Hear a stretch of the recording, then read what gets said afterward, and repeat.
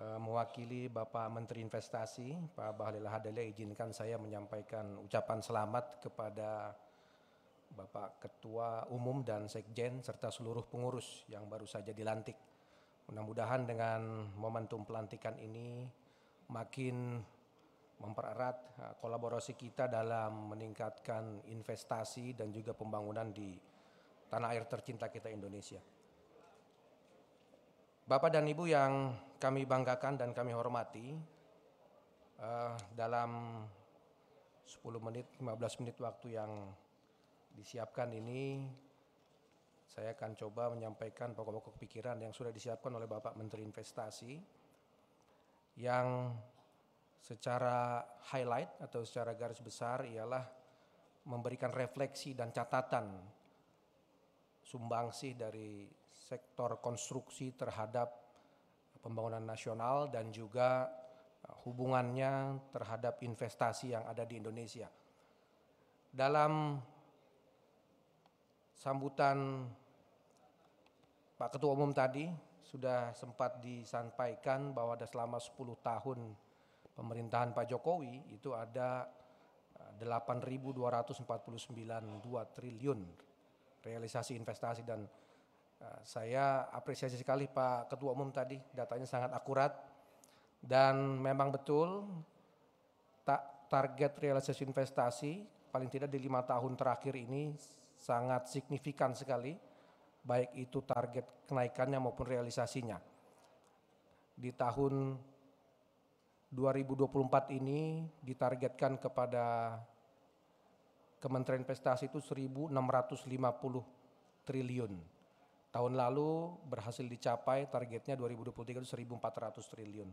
Alhamdulillah baru saja beberapa hari yang lalu Pak Menteri menyampaikan press release tentang realisasi investasi, dan untuk triwulan 2 itu kita berhasil merealisasikan investasi sebesar 428 triliun, sehingga untuk satu semester ini itu kita sudah mencapai 829,9 triliun atau 50,3%. Jadi sudah lebih dari separuh target yang ditetapkan. Dan dari realisasi investasi itu berbanding lurus dengan penyerapan tenaga kerja, di mana kalau kita saksikan itu penyerapan tenaga kerja sampai dengan satu semester ini itu mencapai 1,2 juta. Jadi ada sedikit kenaikan dari sisi serapan tenaga kerja yang sebelumnya 800 juta itu menciptakan satu tenaga kerja, sekarang pembaginya itu bisa sekitar 700 jutaan untuk satu tenaga kerja.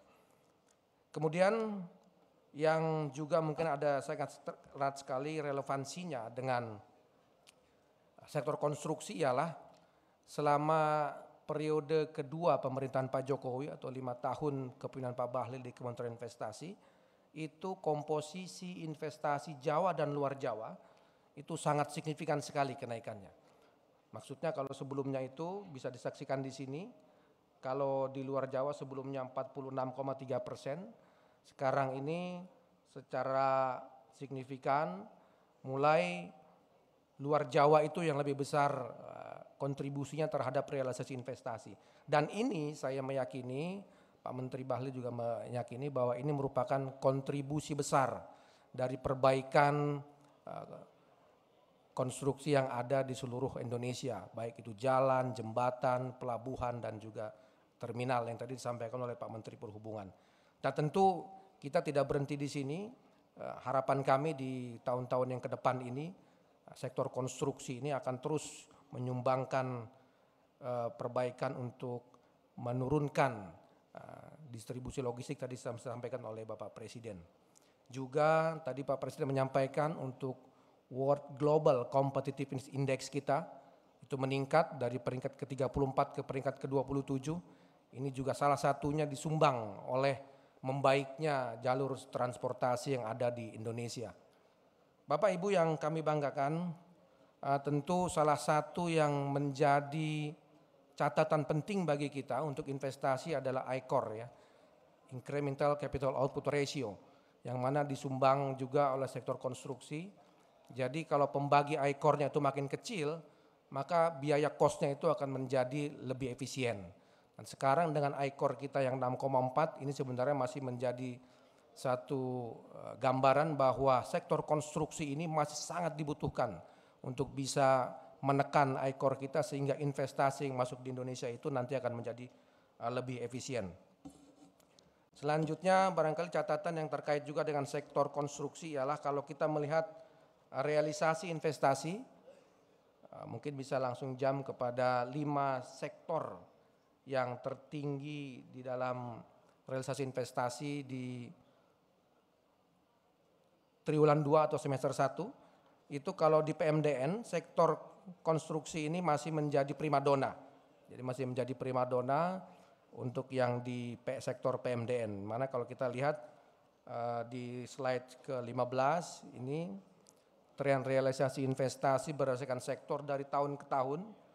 Ini kita bisa lihat untuk PMDN khususnya ini masih menjadi primadona ataupun penyumbang terbesar untuk realisasi investasi yang ada di Indonesia. Jadi tentunya dengan dikukuhkannya anggota Gapensi periode yang baru ini, kami berharap tentunya para anggota Gapensi nanti bisa mengkonsolidasikan anggota-anggotanya yang ada di daerah dan bisa berperan kontribusi positif untuk mendukung pembangunan di daerah dan juga sektor investasi yang ada di masing-masing provinsi dan kabupaten kota.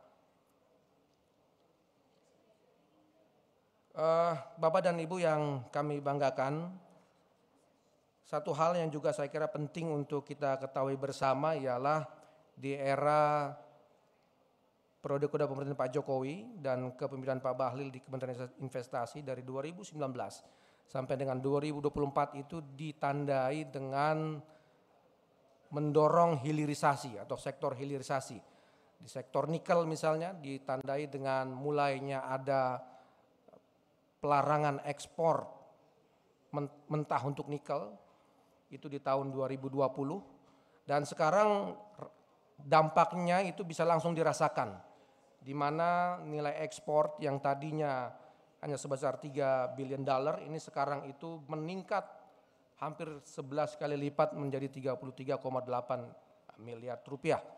Dan ini sektor hilirisasi kita juga catat kontribusinya terhadap realisasi investasi sejak dari triwulan keempat di tahun 2023 dan sebagai informasi di 2 triwulan terakhir ini itu kontribusinya itu 20%, mendekati 20% dari realisasi investasi. Total yang kami catat selama 1 semester ini sepanjang tahun 2024 itu ada 181,4 triliun kontribusi dari sektor hilirisasi. Bisa dilihat di sini mulai dari pembangunan di klaster mineral misalnya untuk smelter itu dari mulai nikel, tembaga, bauksit dan timah 114 triliun, kemudian di sektor kehutanan pulp and paper 24 triliun dan yang terakhir yang diresmikan oleh Bapak Presiden itu ekosistem kendaraan listrik itu saat ini yang tercatat adalah 6 triliun dan sudah ada catatan-catatan yang sudah menunggu untuk beberapa semester ke depan atau triwulan ke depan yang terkait dengan sektor hilirisasi ini yang diharapkan nanti akan bisa mendongkrak pertumbuhan ekonomi nasional.